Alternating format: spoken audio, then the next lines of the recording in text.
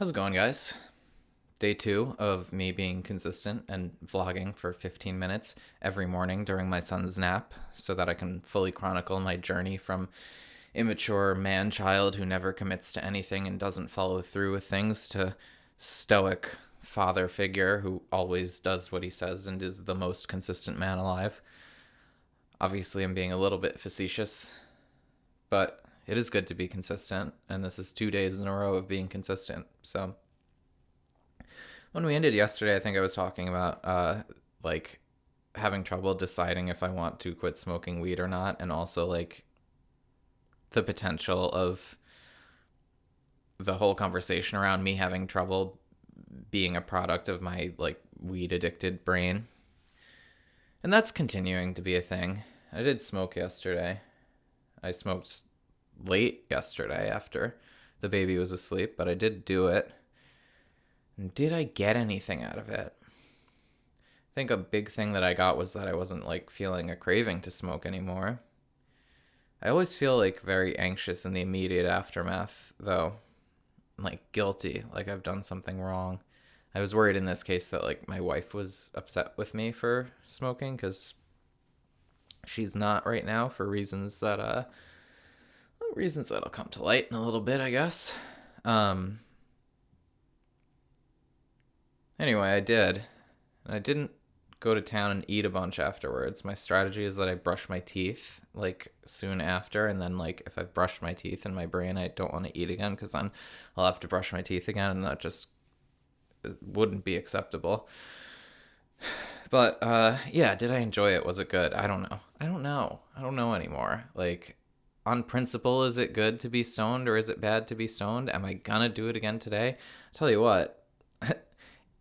So there's this story by Frog and Toad, and this is pertinent, I promise. It's one of my favorite Frog and Toad stories, where they have like a box of cookies and they really want to eat these cookies, but they know that they need to use their willpower to resist eating the cookies. And their solution to the temptation of wanting to eat the cookies is that they like first put the cookies like in a drawer, but then they realize they can just open the drawer and take them out. So then they put them on top of a shelf, but then they realize that just like they put them on top of the shelf, they can get them down. And I forget how it ends. I'm pretty sure it ends with them eating all the cookies because, you know, Frog and Toad, they all have morals, but they're also like super pragmatic. All the Frog and Toad stories and morals. I love Frog and Toad. It's like probably my favorite kids series. Anyway, my strategy for like cutting down on my weed smoking, or not even for cutting down, like every time I want to quit, my strategy is to sort of what I call like frog and toad it a little bit. And what that usually means for me is I will like take the weed and put it in the shed rather than the basement. That way I need to walk outside to the shed if I want to smoke. And like that's just an early, like very simple, small example. I've done lots of silly things. Like for a while, I was vacuum sealing the weed and then putting it in like a Tupperware and filling the Tupperware with water and then freezing it so that I would have to like go through the whole process of unfreezing it. And I stopped doing that because, I mean, not because of, but one of the things that wound up happening, I stopped doing it because like my willpower, it was not that good and it was annoying to have to keep unfreezing it. But what I also noticed was that the like process of unfreezing the weed was becoming like a ritualistic precursor to getting stoned, and it was giving me like state associative like positive, like I'd be unfreezing the weed and the act of like melting this ice in my sink would make my brain go like, yeah, nice, this means that we're gonna get stoned soon. And I just didn't want to like keep building that. Like I don't want to like have melting ice be like a trigger for me to feel like I need to go smoke weed. So I stopped, but I also stopped just because like I didn't have the willpower. Anyway, so I like that's like been my strategy forever. And recently what I did, because I have a bong and like when I have access to the bong, I'm just like it's so easy to slip into the basement and hit the bong, like no one even has to know. And that's like part of the thing. I've sort of like fetishized the idea of being secretly stoned, even though it is like virtually only anxiety inducing. But like, you know, the idea of like I smoke weed, like no one has to know, and I'll just go about my day, like I'll do my work meetings, like no one will ever know. Like what am I getting out of that? Not very much. So what I did was, because I don't have the wherewithal to destroy the bong, and also because the bong costs like $200, like I don't want to destroy the bong, but I took the like bowl from it and I put it in the recycling.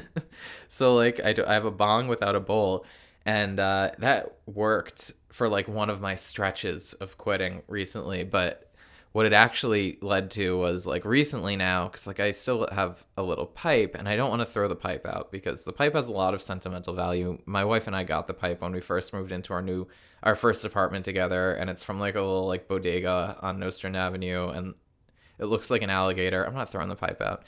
And I hate smoking bowls from a pipe. So like I would be smoking the pipe and just like not enjoying it, not getting as stoned as I wanted to, but having all of the negative effects of being stoned, like smelling like weed and having like my throat itch.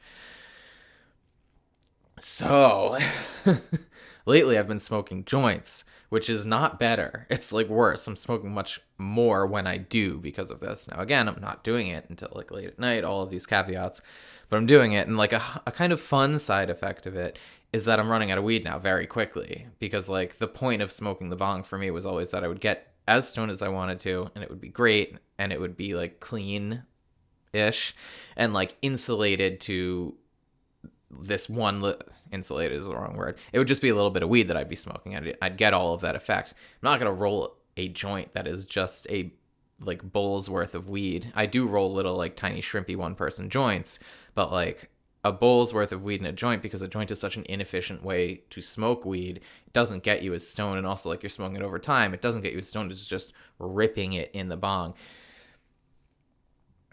So I'm gonna run out of weed soon, and I think that will be a great. But like, there's another caveat. I'm gonna run out of weed soon, but I have a second like half ounce of weed that is not very good. It's like this outdoor shit that the groundskeeper at like my family has like a country house. It sounds fancier than it is. It is dilapidated and falling apart, but it is on like a very nice plot of land in western Massachusetts. And the guy who takes care of the land for us, who like mows it and shit like that, it's taken care of by a trust that my grandmother left to all of my uncles and aunts and my mom when she died. So it's not like my family has money. Like the money my family didn't get is only going towards keeping this property maintained, which has been a source of contention for my family members among each other for ever. Anyway, the guy who does the groundskeeping there, my cousin got married up there recently, and I was like picking up wood from his house, and he just gave me like somewhere between around a quarter ounce, maybe a little more than a quarter ounce of weed. And it's shit that he grew, and I'm sure it works is the thing. I'm also sure that it's like not excellent. It's obviously outdoorsy shit, although you can see some crystallization on it, which is pretty impressive for like homegrown backyard outdoor shit.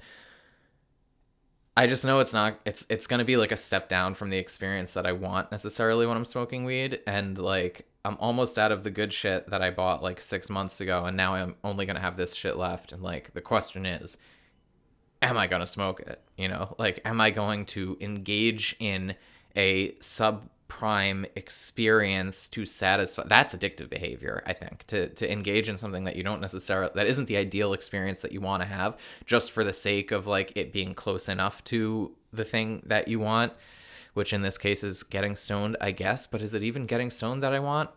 Or is it just those like 3 fucking minutes when you just first get stoned, when you feel very fucking calm and relaxed and like at peace? I think it's those 3 minutes that I'm chasing, because I never get those 3 minutes when I smoke just a pipe, and that's why I don't like smoking a pipe. And am I gonna get those 3 minutes if I smoke a whole joint of this swaggy outdoor shit? I don't know. Am I gonna find out? I hope not. I've got about a joint left of the good shit left. So if I smoke that tonight, which I may and I may not, you know, it's a matter of what I feel like, I guess. The first 2 of these vlogs have just turned into me fucking rambling about whether I want to smoke weed or not. This must be absolutely riveting to watch. If you are watching this, I don't know. Weed can be addictive. Thank you for tolerating my like ramblings about it. This is what it's like being inside the mind of a stoner who maybe doesn't want to be a stoner anymore.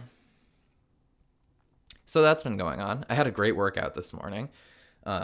Back day. I've been having to wake up at like 5:30 in the morning because my wife needs me to get back by 8:30 so that I can watch the baby while she showers, so that she can then put him down for his 9 o'clock nap, which he has not been going down for lately. Yesterday's vlog was done while he cried upstairs. Today, he went to sleep after a full hour of being awake in the crib, so he should be asleep now. I hope. I didn't bring the monitor down with me. I meant to. But yeah, great back workout this morning. Deadlifted. I love the gym and I love lifting weight, but I'm not very strong, so like don't judge me for for my like low lifts. They're heavy lifts for me. Deadlifted 225 for 6, which is pretty good. That's like I mean, for 6. I could have probably done 8. My grip is giving out before my back gives out.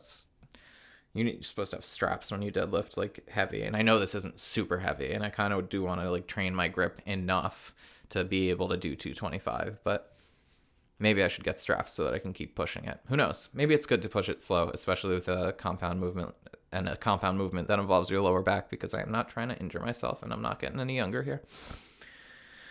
But days when I have a good workout in the morning are generally good days, and I'm trying to make that true for today as well. It's also Friday, which is great, and I had my one meeting of the day already. It took place at 10:30 this morning. It was a one-on-one with my boss. A lot of the time that I spend at work is like not the most productive, so I'm in a constant sort of state of anxiety about me doing enough and also getting fired from my job. And like the eventual plan for my wife and I is that like I am going to be the one who watches the children and she's going to be the one that works, and that eventually like I will probably re-enter the workforce in some capacity once the kids go to school, but that it's going to look very different. And I'm constantly trying to like figure out how I'm going to carve out like income streams for myself that don't involve me getting a job that requires me to like be there 9 to 5 Monday to Friday. Because it is hard to take care of a baby and do that. It's basically impossible. It's like working 2 full-time jobs at the same time. It's quite a lot. It's been leaving me completely like burnt out. By each like evening, whether I've smoked or not that day, I am done. Like I want nothing to do with anybody. And that's rough too, because like that's the first time that my wife and I then like get to actually spend time together. It's like she's watching the boy in the morning while I go to the gym, so from like 6:30 to 8:30, and then I'm watching the baby while she showers, and then she's working and I'm watching the baby, sometimes watching the baby and working at the same time until 5 o'clock when she gets off work, and then she's watching the baby and I'm making dinner, and then we're eating dinner together, but like we're eating dinner together with the baby at the table. So that's also like both of us watching the baby and trying to eat while simultaneously, feeding him, because he's at a point where he'll kind of feed himself, but his favorite food is yogurt. And a lot of the time he refuses anything but yogurt. So we need to feed him the yogurt. Having him feed himself the yogurt is not an option at this point. And then she takes the baby and gives him a bath and puts him down for bed while I clean up after cooking and after dinner. And like all of that's done by like 7:30, 8 o'clock. And it's like I have been working nonstop all day. So I'm just, my most productive, happiest, best time is the morning, which is why I'm trying to do these vlogs in the morning, because like I'm probably not going to feel this good for the rest of the day. So it's really tough that like the first time that we're getting to connect, like outside of, having our baby be there, and, it's fucking wonderful watching that little boy. It is great. It's an absolute joy, even when he's not a joy. Like there's so much positive that comes out of it. But it also is extremely emotionally draining and physically draining as well. And like at the end of the day, we're both just so shot. Like anytime I'm not watching the baby, she is. And for the bulk of the time that I am watching the baby, she's like working hard at work. She wouldn't be able to simultaneously watch the baby and work. And she also makes substantially more than me, which is why our situation is what it is.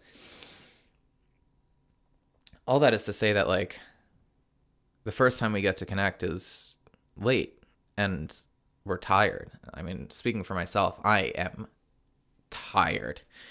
Emotionally more than physically. And also like my time for myself that I get is time in the gym, which like is great for my psyche and is great for my mental health, but it does make my body tired. So like I'm just done in the evening. And like I know she wants to connect more than we have been, and it's been really difficult to make that happen. Like we have the weekends, fortunately, and we really try to make the most of them.